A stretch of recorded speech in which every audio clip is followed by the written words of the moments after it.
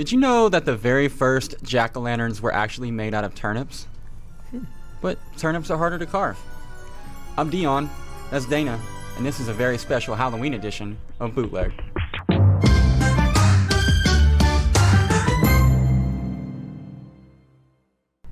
All right, by now you guys pretty well know the drill. We will be talking a lot of college football today. We got some teams that have been a treat to watch this year, and also a few that tricked us with their preseason ranking and just haven't really amounted to much. The college football rankings will be fresh off the presses by the time you see this, so we'll dive into that. And we'll actually focus on a pair of ghosts that could potentially crash the Final Four at the end. Maybe be on the outside looking in right now, but could be in the game later on in the year. But before we get into all that, I think that we should acknowledge that it's Halloween. Sorry about that. I'm just cracking a cold Red Bull here. West Virginia head coach Dana Holgorsen couldn't go throughout the show without a Red Bull. No, it's Red Bull number 2 on the day. Well, you're like 8 behind his normal daily intake. I don't know how he does it. I feel jittery, and I drink energy drinks. It's not like I don't, but man, I don't know how he does it. So we got a jittery. He would be having one. This would be like his 4th probably right now, right? Since we got into the room, yeah. Yeah. Jittery Kyle Brackey / Dana Holgorsen. I am the greatest cornerback that ever played in the NFL, a man by the name of Deion Sanders, also known as Primetime. And if you throw me a pass, I'll probably drop it, but I got gloves on anyway. So. If you catch it, though, you're taking it to the house. Oh, yeah, if I catch it, I'm definitely going to the house. Yeah. And then I'm going to do an awesome dance once I get there. Yep. Yeah, I don't know. Just want to have some fun with it. Are we the two best dressed at work today? Oh, absolutely. There's no one, Efren, not even in this room. The man behind the camera is really disappointed about that assessment. Efren, come on, man. Show him what you look like. Come on in.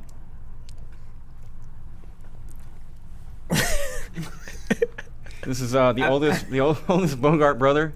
I've gotten Cheech Marin. Okay. I've gotten Frank Zappa. Yeah. I've gotten Antonio Banderas. I can see that. Sion said, if Antonio let himself go. Come on, dog. Also, I think you still got some fried chicken in your beard from lunch. Well, don't worry about that. Sion thought I was Pancho Diaz, not Villa. Diaz. Who's that guy? I couldn't tell you. It's a football podcast. Thank you, Efren. I have a bone to pick, man, as it turns out. Okay, with who? I know I should be more festive. It's Halloween. We should all get along. But I went to my very first Arkansas game of the Chad Morris era over the weekend, Saturday. Vandy was in town. And so, yeah, we got the family together.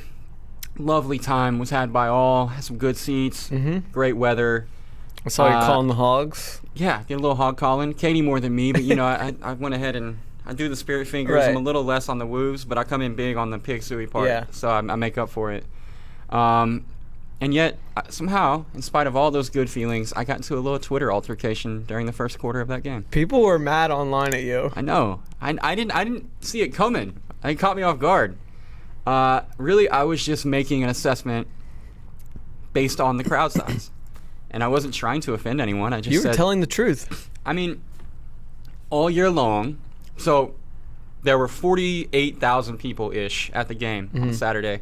Razorback Stadium seats close to 80,000. So not a great crowd. Right. That's all I said. Not a great crowd. All year long, though, that's been pretty much par for the course.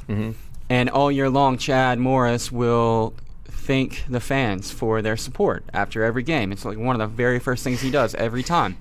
Very classy, but in my opinion, not super warranted. Unless you consider the fact that at SMU, they play in front of like 15,000 people. Yeah.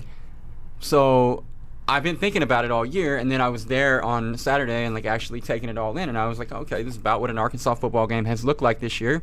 And all I said was that it's a good thing that he was at SMU before he came to Arkansas, so that he would think that actually was a pretty good crowd. That's like triple to what he's used to. Yeah. So that's all I said. Just an observation, no commentary.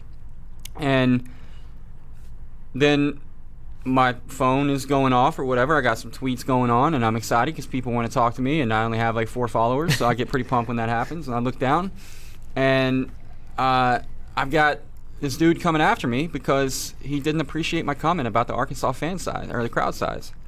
I heard from hey, TV has been invented guy, who's one of my least favorite guys. And I also heard from we have better stuff to do on our Saturday than go to a football game guy. And that was actually the same guy, which is incredible. And that's not even the guy I'm talking about. The guy I got into the Twitter fight with, for whatever reason, thought that I was a Texas fan. He told me to go back to my TU football. And I made the assumption he wasn't talking about Tulsa. So I asked. He said, my cows. At which point I used context clues to figure out he meant Longhorns. He also mixed up the UT part. Yeah, that's what I'm saying. Yeah. Yeah. He said, go back to your TU. And I was like, all right, I'm dealing with a really, really sharp dude right here. So, yeah. So I blew his mind with the revelation that I, in fact, went to Oklahoma, which is the antithesis of Texas fan. And that wasn't good enough for him. So he insulted Oklahoma on top of that. Called us the other cows. I'm not sure what that meant. Yeah, that doesn't make sense. Our mascot is a covered wagon. Yep. And if you go to the game, the mascot's actually a horse. Which that's a whole other discussion for another day. Yeah, but yeah, so he was upset about that as well. And so I let him know that not only did I go to Oklahoma, but I was seated with wife and mother who have a combined 3 degrees from Arkansas and 2 Razorback Foundation memberships and names in the sidewalk and, lay off me, bro. Yeah. But he started the whole thing by asking me if I was mad. One of those you mad bros. Right. And by the end of it, I was asking him if he was mad because he was super fired up. He called me a quote-unquote fake-ass Arkansas fan. But he used dollar signs, though, so it didn't count. He didn't cuss. Oh, okay. So that was nice of him to beat that out for the kids. Yeah, he kept it clean on Twitter.com, which was great. And so at that point, I let him off the hook because he was polite about the asshole. Right, of course. Yeah. And I really was never that fired up about it. I really was just like, there's not very many people here. I didn't really expect there to be that many people at 2-6 Arkansas hosting whatever Vanderbilt's record is. I don't know, on an October Saturday at 11 a.m. It wasn't that big of a deal until I got all the pushback, and then I thought about it some more. And I actually think that I should have been irritated. In fact, I think that all Arkansas fans and administration and players and coaches should all be very irritated because, I understand that it was Arkansas Vandy at 11. I understand that Arkansas is not that good this year. I get all of that. But when you look at it through the lens of what's happening at Nebraska, right? Arkansas's commitment from their athletics department and their donors and the university is unparalleled. It was already, in my opinion, I'm biased, but it was already one of the most beautiful stadiums in the country. Now with the renovations, it's no less than a top 10 stadium. And that's just a stadium. That's not even counting the football facility outside the stadium. Everywhere on that campus, everything is either immaculate or under construction, so it can be more immaculate. Right. It's incredible.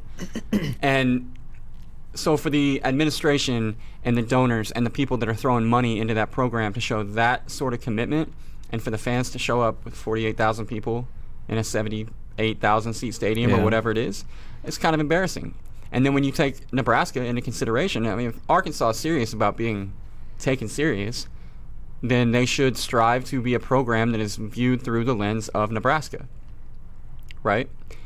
Nebraska is as bad or worse than Arkansas is this year, and yet they're averaging 75,000 people a game. Oh, yeah, 6 games into the season, they were having their worst season of all time. Yeah.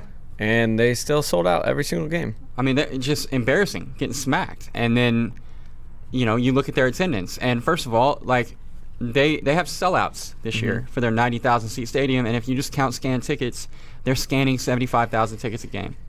So, Arkansas fans, show up. Support your team. Support your Hogs. Yeah, I'm looking into the camera for this part. For whoever, I don't know his Twitter handle, Jay something.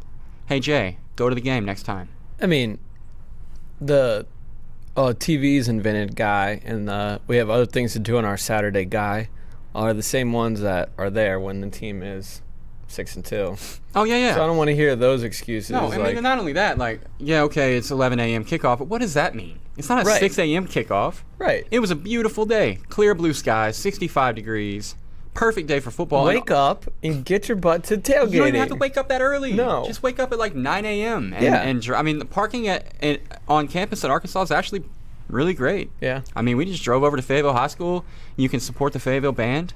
$10, Okay, park in their parking lot. Yeah, and then it's a short, like, little quarter-mile walk to the stadium. Again, beautiful That is day. a very nice setup. Take in the the environment, the ambiance, past the top-notch softball stadium, followed by the top-notch basketball practice facility, followed by the basketball palace of Mid-America and Bud Walton Arena, and then boom, you're at the stadium. Man, I need to go to Fayetteville. You do. Everyone should. If this is nothing else, it should be a recruiting pitch for all people to go check out Fayetteville because it's a beautiful area.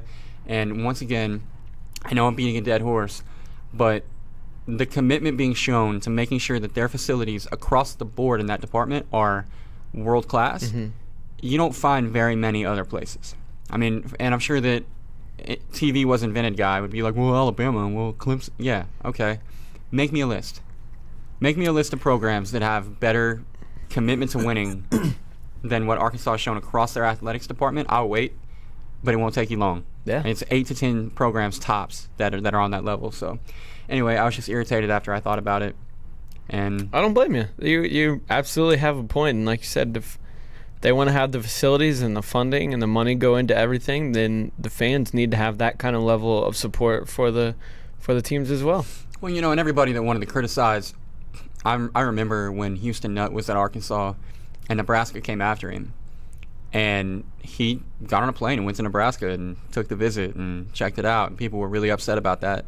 Well, there's a fan base that supports their program. Yeah, no Meanwhile, kidding. you guys, I guess, are busy mowing your lawn on a Saturday. I don't know.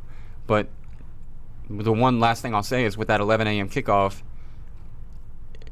again, it's not like they kicked off at 5 in the morning. It's 11 a.m. Get up, have some breakfast, enjoy your coffee, watch a little college game day, drive over to the stadium, and all those activities that you had planned for Saturday that were just too important for you to go to the game, you can still all do all of those activities. Yeah, you can after start the them game. at 2:30. So, and look, if you're not a fan of college football and you don't want to go watch, don't go watch. But don't sit there on Twitter and act like I'm out of line because I expect you to show up and support your team. All right, now for the Halloween portion of the show, which came from the brain of Dana Holgerson.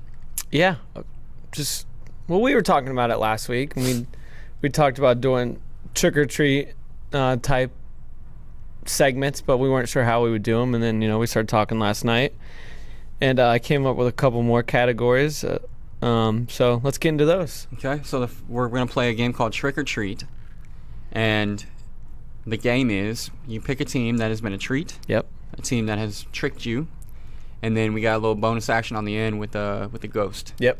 Okay, so my treat thus far this year has been Kentucky, and not just because they're winning, but for me it's how they're winning. They're stealing games. They really, literally stole a game on Saturday against Missouri. Absolutely. They're built in the image of Mark Stoops, which I've discussed before, which is totally counterintuitive. It looks nothing like any relatively successful Kentucky team that we've ever watched. And somehow, some way, I don't really know how, but they're still alive for a playoff berth. Yeah. So, in spite of Terry Wilson's inability to throw the ball, because of Benny Snell on the ground, their offense has done just enough to put enough points on the board to squeak past their opponents thus far. That probably comes to an end on Saturday when Georgia comes to town. I think so. But, I mean, you'd think. But at this point, with Kentucky, who knows? Man? Yeah, it's been one of those magical seasons in Lexington. And like you said, Terry Wilson can't throw the ball. And I believe during Saturday they even gave the backup Gunnar Hoke a few series, and he couldn't do anything. No. So they're like, all right, Terry, you're back out. Terry. Thanks, you can run, Terry. Yeah, that's right. They got the job done. They were losing literally the entire game until literally zeros on the clock. Yeah, they actually and lost the game. Down, and then, and on time down, we can sit here and debate the pass interference call all day, but they won the game. They still had to score the next play, and they did. So, yeah, absolutely. It's been an incredible season for Kentucky, and they still not getting that much respect. No, where are they at? 11 in the AP poll right now? Yeah, something like that. I would expect that they'll – listen, I think they'll be inside the top 10 when it comes out this evening, or last night if you're watching this tomorrow. But I think that all comes to an end in a few days. But you know what? Who knows? Could be Cats over the Dogs, 4-3. That's my predicted final score. Yep, 4-3 Kentucky over Georgia on Saturday. Dang. You heard it here first. I like that. So what you got? Okay, so The team that I think has been a treat. They started much lower than I thought they did. I don't know why I thought they were ranked much higher to start preseason, but LSU, they started the season ranked 25th. Yep. And people were talking Coach O's buyout and how much it was and how much it would cost LSU and what are the likelihood that they do it because they didn't believe in the man. And now the Tigers they have one loss on the road to Florida, who turns out is a top 15 team. And they have maybe the best set of wins in the country. The Miami win looks a little less, and so does Auburn, I guess, a little bit. But you still have wins over Mississippi State. You have a 20-point win over Georgia, who's starting to catch their stride. And, we weren't sure what we were going to get out of Joe Burrow. And at times, he's not been fantastic, but he makes plays when he needs to. And he's been really effective running the ball, too. And then that defense is just unreal. NFL players all over that defense. And, yeah, people can stop hating on Coach O now. That's your boy. That is my boy, but he's backing it up. Dude's like 5-2 against top 10 teams in the past 2 years. So they've been a nice surprise from going to talking about Coach O buyouts to where I even heard talk yesterday. It was like, man, USC made a mistake letting this guy go. Now, because they're getting ready to probably can Clay Helton. Yeah, they'll be shopping for a coach yeah. shortly. So that's the 180 we've done on Coach O. And then also I kind of want to talk about Michigan for a second, because after they lost to Notre Dame the first game of the year, man, everyone just panicked. And it was like the Harbaugh experiment doesn't work anymore. And Shea Patterson's not who we thought he was. And they can't run the ball. That offensive line still stinks. And then they just rattle off like 7 straight wins. And they have a 100-yard rusher in almost every single game. And Shea Patterson's been great.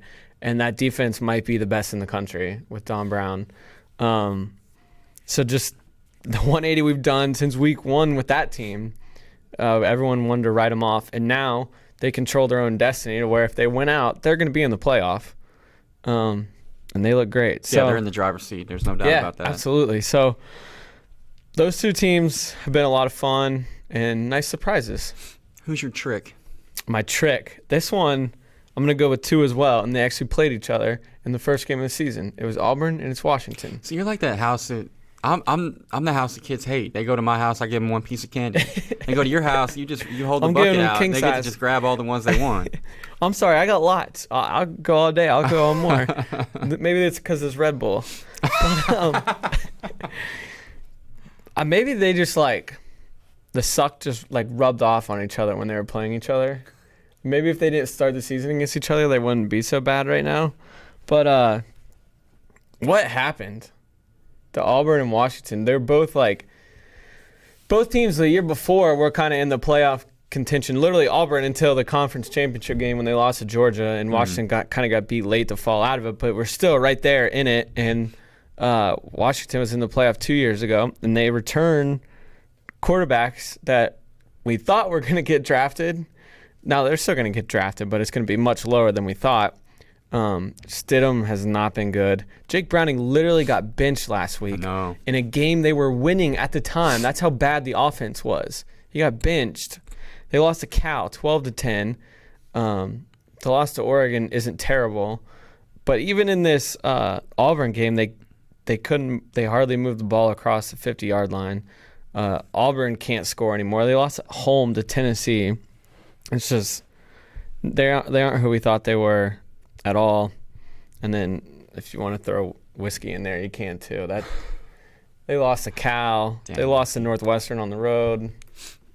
I ain't gonna do them dirty like that. It's okay. You'll bounce back, Scotty. Don't worry about it. All right, who tricked you? My trick was they tricked a lot of people. Florida State tricked me. I thought Willie Taggart was the perfect hire for that program, just given his background and what you always want in a perfect world. Kind of like Scott Frost at Nebraska. You want to hire a guy that you know that job means more to him than any other job in the country. Mm-hmm. You never have to worry about him leaving. But not only do you not have to worry about him leaving, he has lived and died with the program that you have over the course of your life. He almost has like that fan element where he understands the traditions. He knows what it means. So and he'd won elsewhere. So I thought Willie Taggart would be great for them. I still don't know that he won't be. I'm not ready to say that. It doesn't look good at all. Their on-field product has been so bad. They had DeAndre Francois coming back. You thought that would be awesome because the last time we saw DeAndre Francois, Alabama game last year not included, he was a baller. He was the future at quarterback for Florida State, and he looked like a guy who could take them back to the national title. He looked like the heir apparent to Jameis. He reminded me a lot of Jameis, the way he stood in the pocket and delivered the football and could run if he needed to. And I could argue that the football was liver coming out of DeAndre's hands than it was out of Jameis's hands, and Jameis has a good arm. DeAndre Francois, to me, looked like a Heisman Trophy candidate waiting to happen coming into last year, and this year he's just a guy. So he, between the lack of any sort of an offense, which you can point at the offensive line, and you really don't have to go much farther because they can't protect Francois, they can't block for Cam Akers. Cam Akers hasn't been anything this year. He can't get anything going, and so it's tough to really place blame on Francois or Akers or anybody else because it's really difficult to coordinate an offense when you can't do any of the things you want to do because there are giant human beings in the way every time. That being said, offensively they've been inept, and I'm sure there's plenty of blame to go around. And, was it a week ago? Yeah, last Saturday against Clemson. No score after one. Final score, the largest blowout in school history for Florida State. It's really weird because when we just mentioned a bunch of players. They have Florida State talent. Oh yeah, it's not like UCLA where like the cupboard's bare. It's not at Florida State, and whether it's the kids aren't buying in or whatever, or they're not the right fit for the system. I don't know. It's just been a disaster year one. Yeah, for sure. And I think the worst, if it could get worse. Obviously, Willie is a great recruiter, and right off the bat, you saw that. As soon as he got to Florida State, they were flipping guys. Their 19 class is shaping up really nice. But now you've got their top prospect from 19, Akeem Dent, who committed in July, is still committed. But if you look at the crystal ball prediction on 24/7, they're predicting Alabama or Miami over the program he's currently committed to, and it's tough to argue with that because Akeem Dent is a 5-star cornerback. Why do you want to go into that mess if you could go to Alabama, So if Akeem Dent should decommit, which I'm not saying he will, and I hope that he don't because I hate when that happens, but if he does, it could be a snowball effect on that class as well because he's obviously the key cog in the middle of all of it.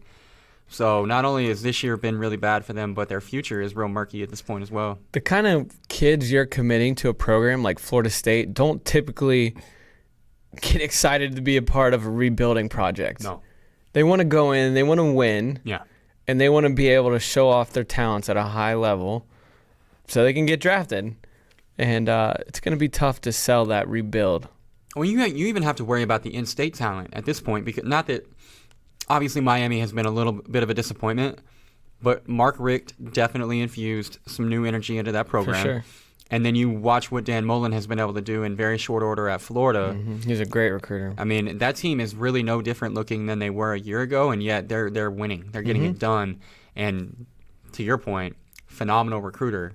So if I'm Florida State, I'm very nervous right now. Yeah, absolutely. If you're an in-state kid and you're looking at the trajectory of those two programs, it's an easy choice. We saw some ghosts earlier when we took a look at what the initial college football playoff might look like. You hit me with a really good fact that I didn't know. So if you want to cue that one up, I think that would be beneficial to the viewers.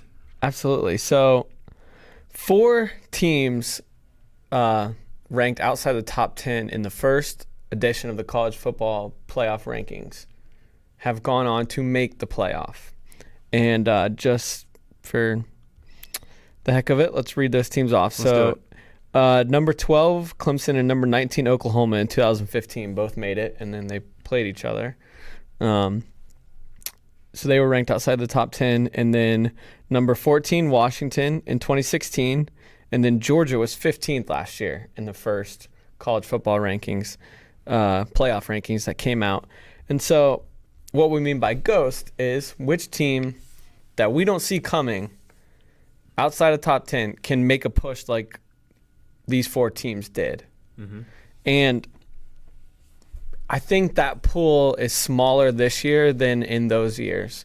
And what I mean by that is the teams ranked from 10 to 19, which was the farthest or the lowest ranked team to make it to the playoff, is smaller because there are more teams ranked 10 to 19 this year that have 2 losses.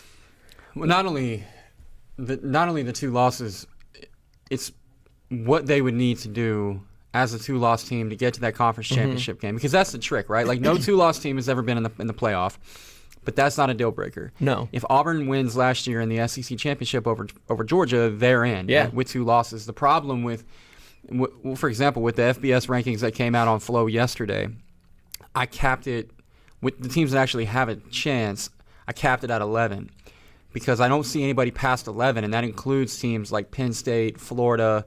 Penn State and Florida, I'm sure there's no Texas, that have 2 losses, that their path now to a college football playoff is either virtually impossible or literally impossible. Yeah. Like Penn State, in order to make a run, would need Michigan and Ohio State to drop 2 conference games. Now, Ohio State's got one of those out of the way for them, but you have to assume that Ohio State's probably not going to lose again before they play Michigan. Therefore, you probably are looking at undefeated Michigan against 1-loss Ohio State. No matter what happens in that game, Penn State's not jumping them. And even if Ohio State ends up with 2 conference losses somehow and somehow ends up ahead of Michigan, say they beat Michigan, drops another game, they lose to Ohio State in the finale, and Ohio State jumps them, and now you got 3 teams with 2 losses. Ohio State beat Penn State. Yes, they own the tiebreaker. So I see no path for Penn State. And Florida, very similar. I mean, there's virtually no way that, or there may literally be no way that Florida can get in over Georgia and Kentucky after this week, regardless of what happens.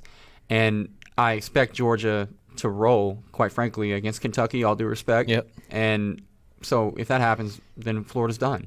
Because there again, even if Georgia did something weird and started losing a bunch, they've got the tiebreaker over Florida. Texas is a little bit different, but I just frankly I don't believe in Texas. I think they are who we thought they were. Yeah, they still only have 1 loss in the Big 12, which makes this weekend's game against West Virginia huge, as it's probably a de facto Big 12 elimination game. Definitely. So, yeah, they are in a much tougher position than those other schools. Right. So down to 11, it makes it a little bit tougher for us to find teams outside the top 10. But what we did instead, or basically the same thing, we found fringe top 10 teams. Yeah, right. They're right outside. And that's who we're going to go with. And if you want to lead off, you can. Yeah. So it is no surprise, as what I'm wearing and who I am, that my ghost team is West Virginia. And I think the path is really clear for them, you know? Now, it's not easy. Clear, not easy. Right. No question. It is not easy whatsoever. So you start this week in Austin against what's probably going to be a pretty pissed off Texas team. Definitely. But does that matter is the question. Exactly. Like, Texas's wins that everyone wanted to give them so much credit for, TCU and USC. TCU just lost to Kansas. Is that bad? That's bad. Oh, okay. And USC is 4-4 entering November, or 4-4 going into November. That's the first time since 2001 that they are 500 or worse going into November. So they're just not good teams. And we want to talk about, like, the program prestige not mattering to, like, the college. They say it doesn't matter to the college football playoff committee. If Texas wasn't Texas, they would not have gotten the credit for those wins that they did. No. Like, if West Virginia beat TCU and USC, they'd be like, oh, those are okay wins. Now, they wouldn't jump to 6. No, they wouldn't. You have to give them credit for the Oklahoma win. Yes, absolutely. I'm giving you credit for the Oklahoma win. Well, I will qualify that, however, by saying that in that game, and I said this that week. You did. All bets are off when you get into that game. Just because Texas beat Oklahoma does not automatically mean that Texas is all of a sudden good again.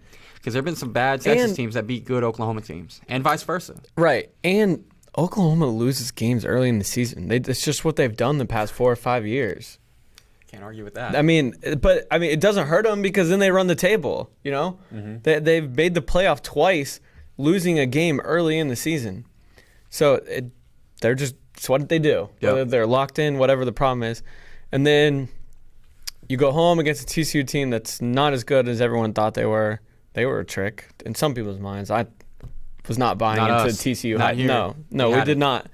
Then you go to the road against Oklahoma State, which looks like they might have figured some things out. Could be tricky. Right. And then you finish with Oklahoma. Now, the problem is you're probably going to have to beat Oklahoma twice. That is a problem. Right. Because you beat them once. Okay, good job. That was great. Okay, do it a week later. Literally a week later. Yes. Yeah. So if we can do that, you can't keep us out. No, you can't. You can't keep us out. You can try to keep us down. You won't keep us out. I'm here for you. If West Virginia runs the table. I was really interested to see what West Virginia team we would get 10 days after that loss to Iowa State. And they had like 175 yards of total offense against Iowa State the entire game. And 3 plays against Baylor, they had 75. And they scored a touchdown in 3 plays. And they were just playing with like they lost their minds when they scored a touchdown. I've never seen Will so excited before. It was just like the pressure was off, and they were just going to play with so much passion and energy. And I really hope we see that the rest of the season, because it can be a really dangerous team when they're clicking like that. No question. Love that pick. Agree with everything you say. Mine is a team that has a much less clear path, you might say, but a much easier path to the playoff, and that's Washington State. The Cougars have Cal, Colorado, Arizona, and Washington left. That's much more manageable. Yeah, plus I'm guessing probably Utah in the Pac-12 title game. Who they've already beaten. That's as manageable as it gets at this point. You can't ask, but sure, I could sit here and be like, well, Cal's looked pretty good, and Colorado was good early, and Washington's Washington, and the Apple Cup, and blah. Fine. That's as easy a 5-game run as a team could possibly ever hope for. In a Power 5 conference. In a Power 5 conference on their way to a playoff. So let's say that Washington State is able to run that table. I don't think that's at all outside the realm of possibility. Gardner Minshew is extremely legit. He has been awesome. He's not just another Mike Leach, air raid guy, plug and play type of dude. I mean, he's showed up every single week. He's carried them in spots that were not easy. Games and spots where Washington State would have faded in the past. They were down, I think, 13 at halftime to Stanford. And then he started on a streak in the second half where he was 19 of 19 at one point. And that Stanford game is a perfect example of a game that Washington State loses every time. Yeah. I mean, and during that game, because I was on the Washington State side of things, I was bummed out. Right. So I was like, well, and yeah. So, I mean, incredibly impressive, the entire team, but especially Minshew, who Mike Leach called the best quarterback in the country the other day. Which I don't know. There's a guy named Tua down in Tuscaloosa, and a guy named Kyler over in Norman. But I love Mike Leach. Yeah, he's guy's awesome. But also, Washington State is playing defense a little bit this year. Yeah. Which is not something I've ever been able to say about a Wazoo team or a Mike Leach team Mike that I Leach can think team, of. really, yeah. So, so they're playing a little bit of defense. They've got an offense that doesn't look like anybody can stop it, at least anybody left on their schedule. Now, much different than West Virginia, just because they run that table does not mean that they're like automatically into the playoff by any means. They're going to need a whole bunch of folks to drop games because this is possibly the worst ever year to be a one-loss Pac-12 champ. The league is just down. There's no way around it. There's no bias in that statement. It's just a down year for the Pac-12, and Washington State could be both the benefactor and the team that has to wear that and end up in a New Year's Six Bowl because of it. But here's how it could go. I actually mapped this for them. I like this. So, Washington State fans, if you're wondering what your road to the playoff looks like, this is it. You need Alabama to beat LSU on Saturday. Okay. LSU then has 2 losses. They're not going to play for the conference championship. They're out. Ohio State needs to beat Michigan. Now, Ohio State then needs to follow the loss to Michigan with the win over Michigan with a loss to Northwestern in the Big Ten championship. Okay. So you follow me? Yep. Ohio State beats Michigan. Loses to Northwestern. Now, Michigan's got 2 losses. They're not playing for a conference championship. They're out.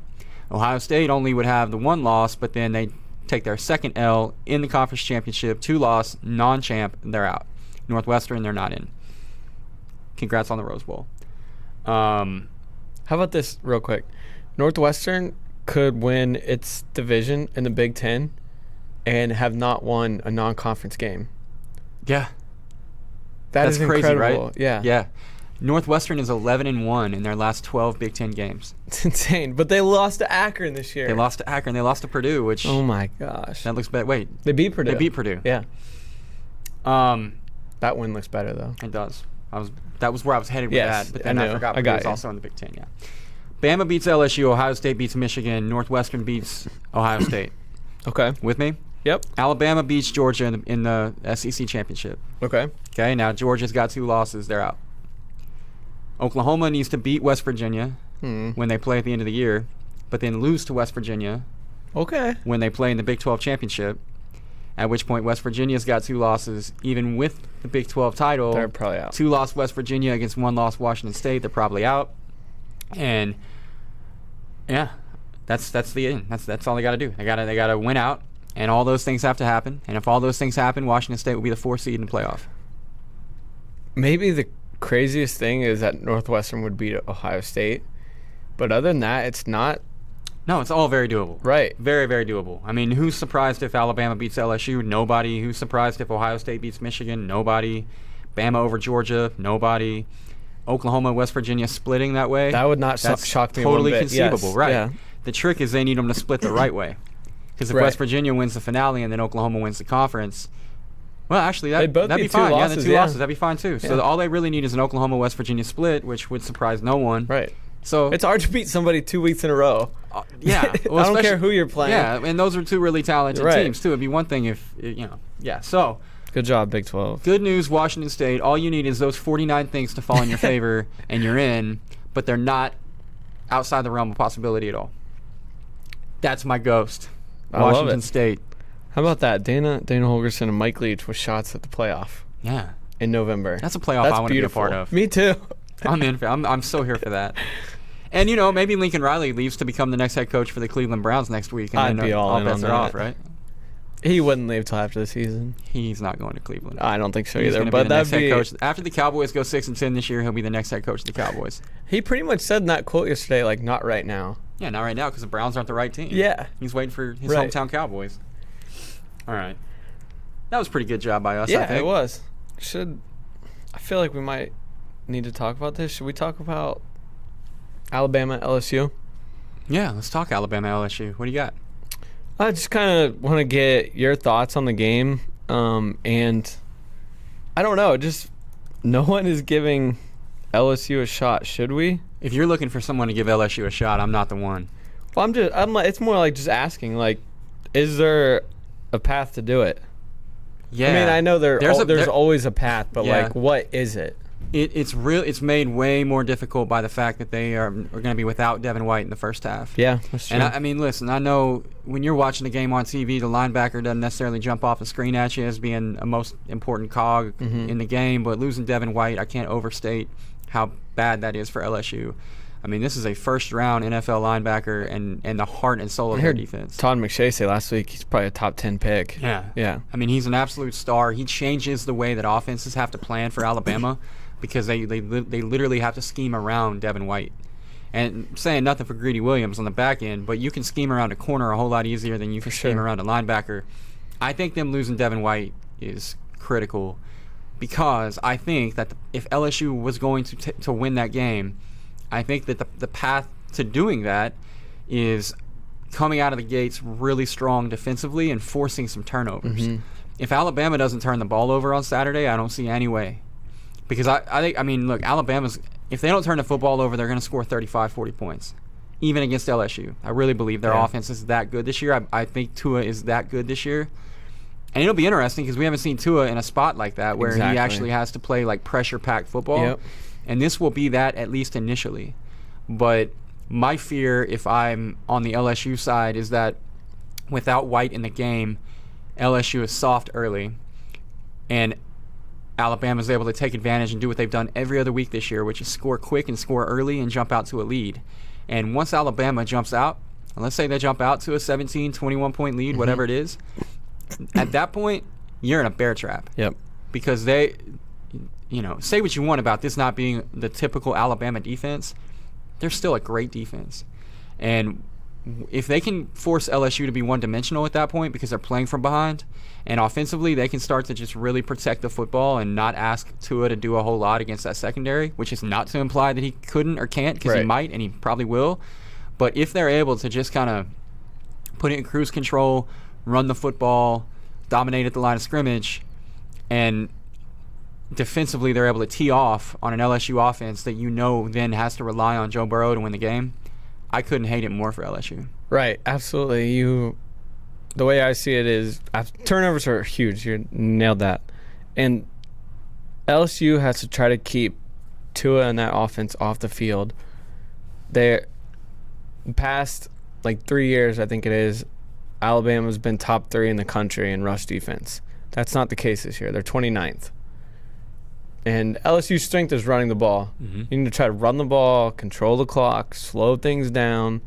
I would just try to keep Tua off the field as much as possible. Definitely. But you realize what you just said, though. Alabama's run defense is not as good this year. Mm-hmm. They're a top 30 run defense. Oh, yeah. If this was any other team, we'd be like, well, LSU might struggle to run the ball because they've been pretty effective stopping the run. Absolutely, you're right. It's just not Alabama's not winning the way that we're used to them winning. No.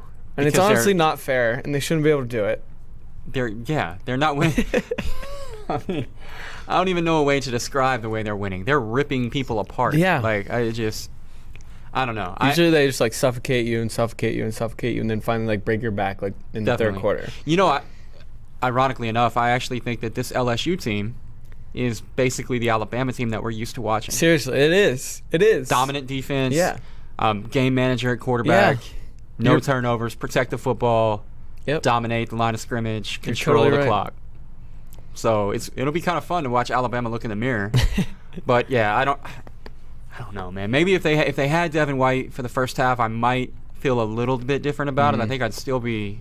And the first half is where Alabama has just jumped all over everybody. That's the thing. It's if anything, if I'm LSU, I almost would rather be like, hey, can we just sit Devin for the second half? Yeah. So we can start out, good on defense, because if Alabama does to them what they've done to everybody else and they run out early, that is not a recipe for success. They have to weather the storm, weather that first quarter storm. It'll be interesting, though, and the fact that it's in Baton Rouge, that's something. Coach O, man, I was not a believer. Go get them goal, right, boy. That's right. I was not a believer before, but now that I sit next to him sometimes in the show, and I've watched this team play a lot. They play with a lot of character, and they play with a lot of intensity. And it's funny because, growing up an Arkansas fan, LSU, you can make an argument, even having attended Oklahoma, that LSU was my least favorite program in the country. I've hated LSU for so long, and I actually enjoy watching them play this year. They're fun. They're fun to watch. I don't know what it is because, like you said, it's not super exciting, but they have so many playmakers on defense. Whether it's Greedy Williams, Devin White, or Grant Delpit, they're just fun to watch. They're physical. Yep. And then they make plays when they need to on offense. You know what, too? I talk about Kentucky kind of taking on the personality of their coach. LSU is a football embodiment of Ed Orgeron. Yep. And it's pretty freaking awesome to watch that in real life. Sadly, however, I do think it comes to an end on Saturday. I do too. I even think, and this is a pretty nice little segue into the cover 4. Let's do it. I even think that Alabama covers. Dang, 14.5 is what it's at right now. Yeah, I imagine they'll probably. I would expect it to get down under 14. If it does that, I can tell you right now that I'll be on the Alabama side. Okay. Because I think that what I just described, Alabama running out early and then LSU being in trouble and having to play from behind, one-dimensional, blah, blah, blah. They're not playing from behind. No, and I think that's where they're headed. And look, I mean, all due respect to Joe Burrow, I know I've kind of been a Joe Burrow detractor for the better part of this year, but a hater. Man, I don't think that Joe. He's got moxie, man. He's got something. He's got an it factor that their other quarterbacks in the past have not had. But strictly on ability alone, he's pretty much like Zach Mettenberger. And if you put Mettenberger down 21 points and say, hey, come back and help us win, I'm sorry. God. That's where I'm at. I'm going to be honest. I thought we would see – I really did think we would see a more capable Joe Burrow through the air. He's 13th right now in the SEC in passing. I just from the small sample size that we saw at Ohio State, he was much more efficient and prolific. He doesn't look like the same guy to me a lot of the time. I don't know. I don't know if it's the offense or I don't know if he just doesn't feel totally comfortable in it yet. I don't know, but I really thought we would see a more prolific Joe Burrow, and we just haven't. So you're not wrong. Well, who knows, man? Maybe Saturday he shows up and shocks the world. That'd be pretty awesome. Did you hear his quote this week? No, what'd he say? It wasn't anything like someone asked him about, like, just being Bama and playing them and everything, and he was like, if you're scared, don't walk out of that tunnel. He's like, I'm not going to be scared.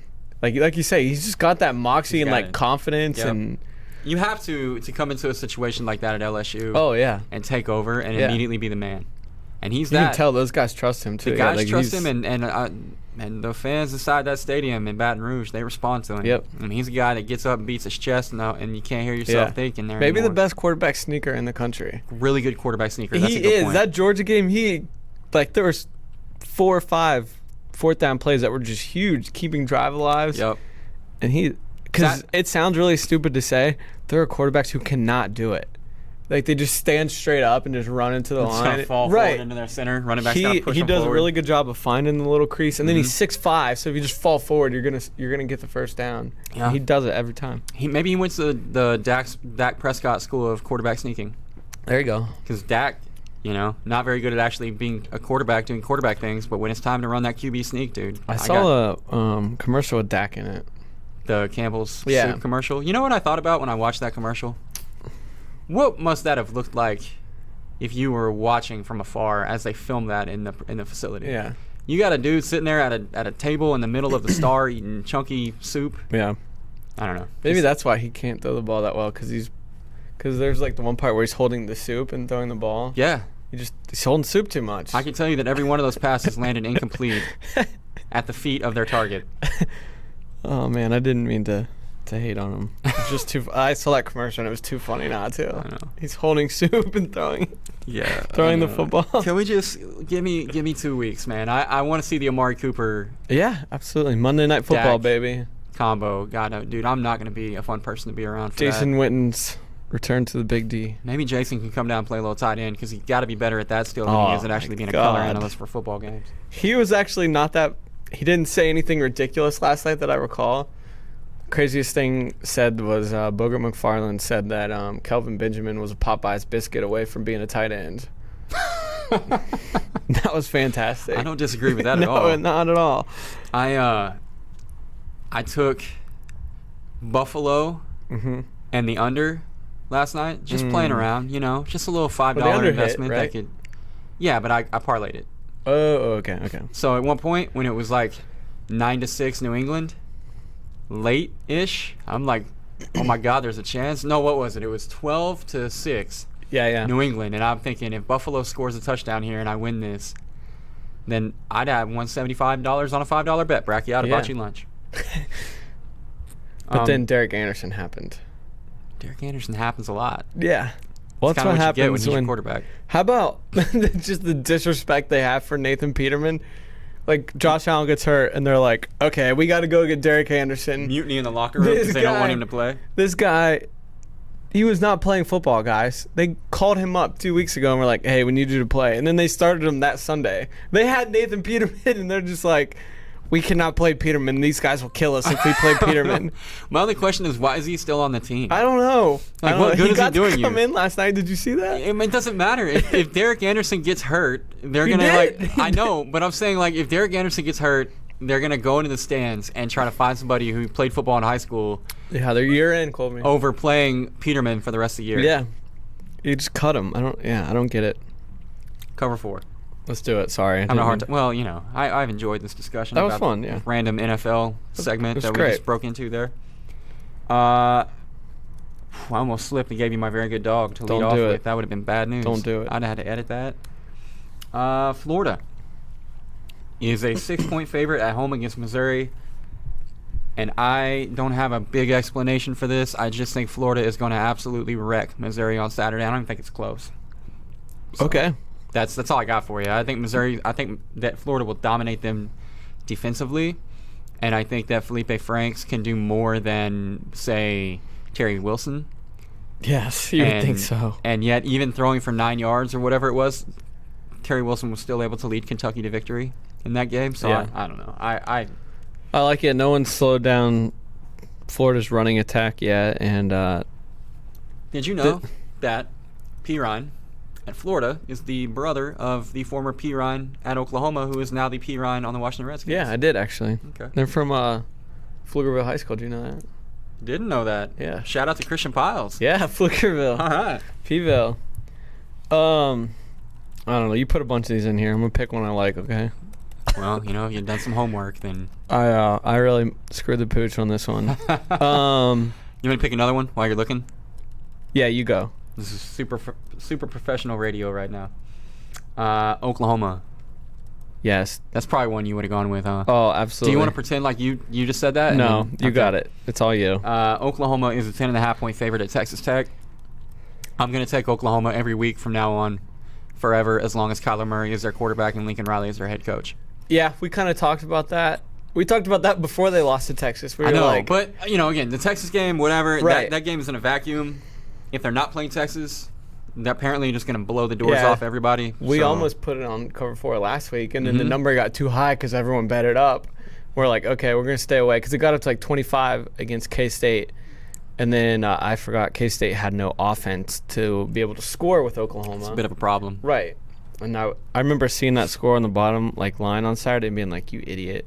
I think people You are knew just... that K-State had no offense. Yeah, but I think people, and by people I mean me, have just been weary of Oklahoma because we're not used to Oklahoma actually being able to stop anybody on offense. Yeah. I mean, like, Kansas State had, like, living, breathing humans on offense, which has typically been all that you need to score on Mike Stoops.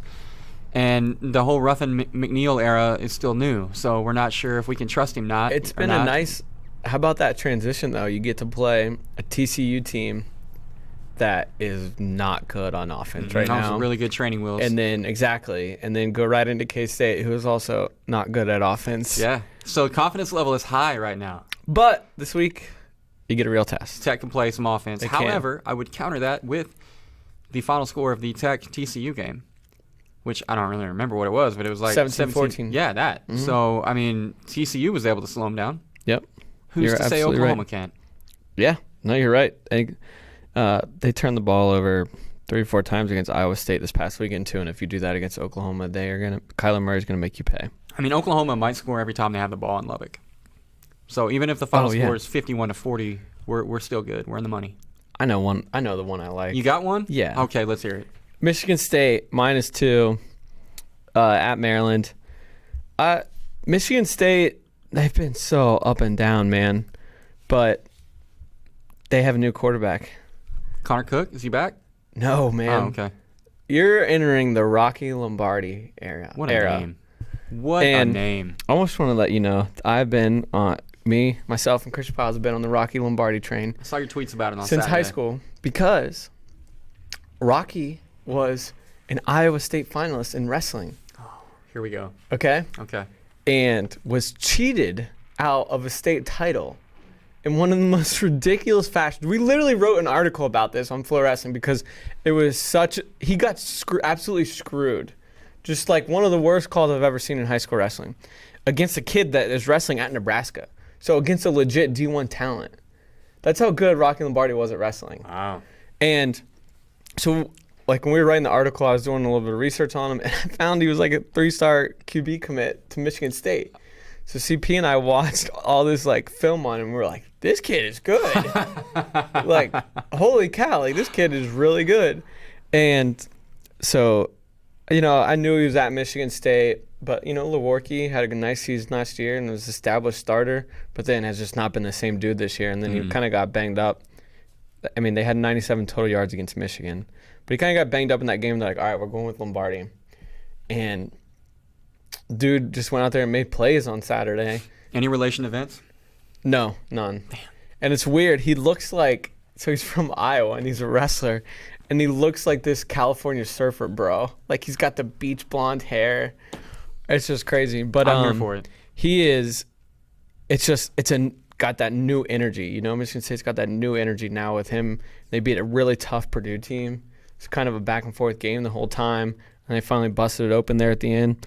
But going on the road against Maryland, only given 2. I figured that line would be bigger. I'll take Michigan State and my boy Rocky. There we go. Yeah. All right. How about that for some analysis? That was A+, man. Really nice job. So, for the record, I like Georgia giving 9.5. I like Florida laying 6. I like Northwestern getting 8. I like Bama laying 14. And Oklahoma laying 10.5. And you like Rocky Lombardi. I do. So is Michigan State -2. And I'll give you another one. I like this Georgia Tech line, -4.5 at North Carolina. That was in there just for you. Yeah. Georgia Tech. Public enemy number 1 of the North Carolina Tar Heels. I am. Kelly Bryant will be in town for that. Again? On an official. Apparently the What was the previous last one? Last one was unofficial. This is Oh an my official God. visit. Can he stop flirting with North Carolina? He's not By the going way, there. I don't mean to interrupt you, but he did not wear a Missouri hat at the Missouri game. And I didn't see a bunch of tweets like I saw a bunch of Arkansas Nope. tweets. And when he was in Arkansas, he said that Arkansas felt like home. He said Missouri checked all the boxes. You tell me. Arkansas hat feels like home. Right. Neutral attire checks all the boxes. Right. I feel like we're leaning Arkansas. I do too. I think this is the last one here. We got to get through North Carolina this week. So Yeah, it's a little weird carry just on going back because there. I need Georgia Tech to roll. I need them to take all the energy out of the building. So they just blew the doors off of Virginia Tech on last Thursday night. And I don't know. North Carolina's just not a good team. I don't know how many times I have to say it on here. But they're just not good. And I'll take Paul Johnson in that triple option to cover that 4 points. Okay, there it is. And that, ladies and gentlemen, concludes our cover 4. At this time, we will move on to the next segment in our show, which is known as Very Good Dogs. My very good dog is one that I almost led off the cover 4 with by mistake a second ago, and it is Texas A&M. They are a 5-point underdog in Auburn, Alabama, against the Auburn Tigers. And I know I've been picking on Auburn a lot lately, and I get it, and I'm sorry. But Texas A&M is just better at this point.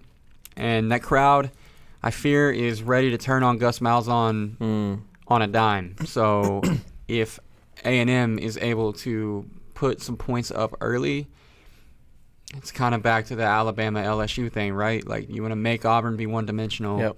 Because if you can do that and you can apply constant pressure to Stidham, he has proven on many occasions that he is a completely different quarterback when he has time versus when he's under duress.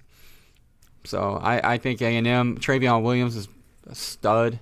A&M has covered in 6 of their 8 games this year. The only 2 times they've not covered was in their loss to Alabama, which that's a mulligan. Right. And they didn't cover against Mississippi State because Mississippi State's defense is pretty incredible. I mean, look, Auburn is not Alabama. Newsflash. Yeah. And the Auburn defense is all right, but they're not Mississippi State. So Travion's about to go off, and Auburn's going to play from behind, and A&M is going to be able to tee off on Stidham. And, yeah. Yeah, I don't see Auburn scoring enough to beat them. Aggies are gonna roll on the plains. Okay, you heard it here first. My very good dog is the coach I am being today. Oh, how convenient. West Virginia getting 2 points on the road against the Texas Longhorns. I kind of talked about it earlier. I just don't think Texas is a top 6 team or top 15 I think they're ranked 15th in the AP. I don't think they're a top 15 team. They caught teams in really good spots. And what I mean by that is they caught them when they were still ranked. TCU, USC. Now the Oklahoma game is the one where they balled out and they got that street cred, Yeah, but you could also just say, well, Mike Stoops. Yeah, absolutely. Because if Mike Stoops isn't the defensive coordinator, who knows if Sam Ehlinger looks like Aaron Rodgers. But West Virginia 5-2 against the spread in the last 7 games. Also, Tom Herman is not a good coach when his team is favored. He is very good as an underdog, and almost all of his losses at Texas have come when he is the favorite. Now, I know you're going to have probably a pissed off Texas team, but will it matter with the way West Virginia's offense is playing? And the defense is top 25 in the nation in scoring as well. A lot of people don't know that because you just assume West Virginia can't play defense. That's what you get for assuming. I will be there in attendance. And I'm very excited and also very nervous.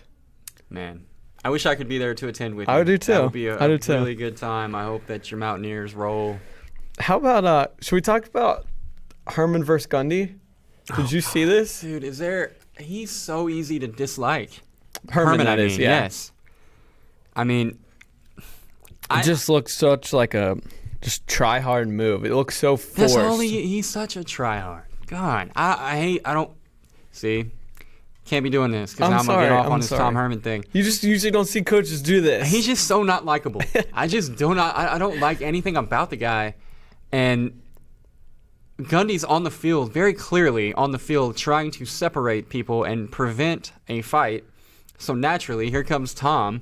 like 50 yards across the field. Running on the field like a madman, Yeah. trying to scream at Mike Gundy, and for what? Because he thought that Mike Gundy was saying something to his insane linebacker, who also look. If Who Mike started it? if Mike had been yelling, what was his name? Soel. No, it was Breckenhager.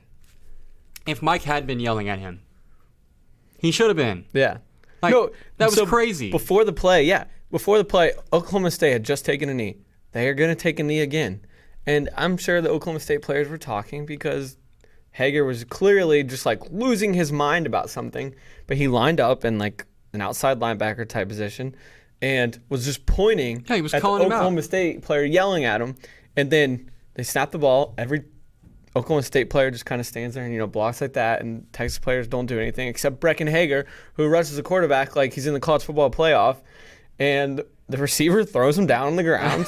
Which was hilarious. Yeah, and they also big tough linebacker coming after a wide receiver in victory formation. So they push and shovel a bit, and it was right in front of the Oklahoma State bench. So Gundy comes out, and like I said, Tom Herman comes out like a madman and is like being held back by these officials, and he's clearly mother effing Gundy. And it was hilarious because Gundy's like, what is this guy doing?